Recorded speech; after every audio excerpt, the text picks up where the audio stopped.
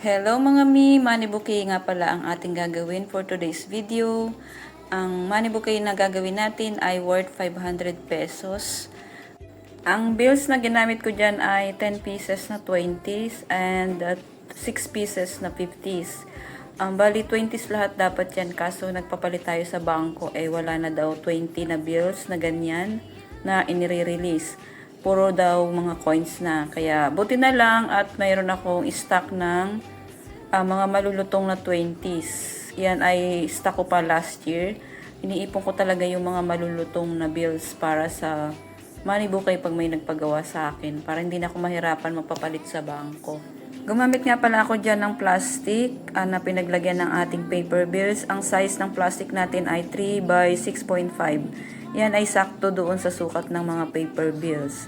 And then, gumamit tayo ng barbecue stick. So, ganyan lang yung aking ginawa. Nilagyan ko lang siya ng tape. So, ito na yung nating nagawa lahat. Yan yung design na naisip kong gawin. Pabaliktad yung ating paglalagay. At gumamit tayo dito ng styro at binalutan ko ng carton para may handle ang ating bouquet. And then, yung arrangement ay ganyan lang yung aking ginawa. Inuna ko muna yung 50s kasi konti lang naman yung 50s natin. And yung sa baba ay mga 20s na. So, yung arrangement na ginawa ko. At yung flower na inilagay ko dyan ay request ng customer. Gusto niya ay mini daisy na mga purple. So, yung mga kulay na yan ang inilagay ko. So, start na tayo ng pag-wrap. By the way, ito nga palang money bouquet na ginagawa ko ay birthday gift ni client sa kanyang anak na 13 years old. So, sana ay nagustuhan niya itong ginawa kong bouquet. So, sa mga gustong magpagawa dito ng money bouquet na malapit lang, kasi money ito, syempre, pwede kayong mag-order sa akin. Message nyo lang po ako. Kahit anong amount, pwede kong gawin. Kahit gaano pa kalaki yan, charot. Kung kaya ko, challenge nyo ako, charot. So, ayun, pwede rin kayong mag-order sa akin ng chocolate bouquet or whatever bouquet na gusto nyong ipagawa. Para naman ma-challenge ako, charot. At sa mga gustong mag-order sa akin ng empty money bouquet, pwede din. Kung hindi nyo gustong ipadala yung pera, kung kayo gusto nyo, kayo na lang maglagay. Pwede rin po yun, basta sabihin nyo lang po sa akin. At ipapadala ko sa inyo ang empty money bouquet. Kayo na lang po ang maglalagay. Naka-arrange na po yun, naka-bouquet na. Ilalagay nyo lang po yung pera na sa money bouquet. So, ano pang hinihintay nyo? Mag-order na kayo. May available bills pa ako na malulutong na 50s and 100s. Charot. Wala na nga palang 20s kasi inubos ko na.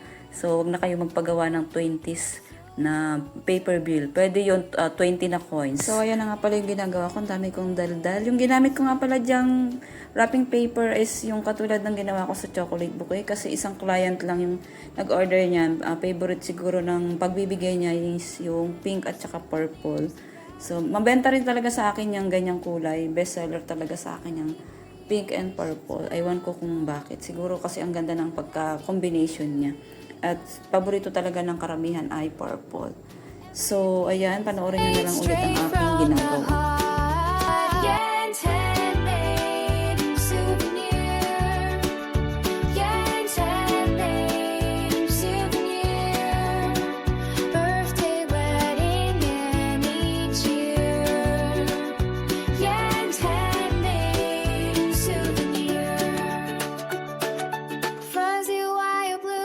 Crochet bright souvenirs made with pure delight.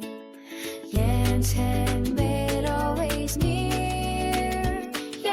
Gabi ko nga pala ginawa itong money bouquet. Ang bali, inabot na ako dito ng 9 o'clock ng gabi. So, nag-stop na ako dito at itinuloy ko na kinabukasan. At yun na nga, ay nakalimutan ko na siyang i-video. Nagpalagay nga pala dyan ang customer ng picture ng kanyang anak, kaya meron dyan ang picture sa taas. So, ayan, tapos ko na siyang gawin at lalagyan ko na lang siya ng ribbon. Fuzzy wire blooms, crochet bright, souvenirs made with pure delight. Yen's handmade, always near. At ito na nga yung naging resulta ng ating money bouquet. Mayroon akong inilagay dyan na birthday card. At may message din dyan ang client at ako na ang pinagsulat niya. So, ayan lang. Happy birthday to your daughter, madam. Sana ay nagustuhan niya ito. At salamat po sa inyong tiwala. God bless you po. Thank you so much. Always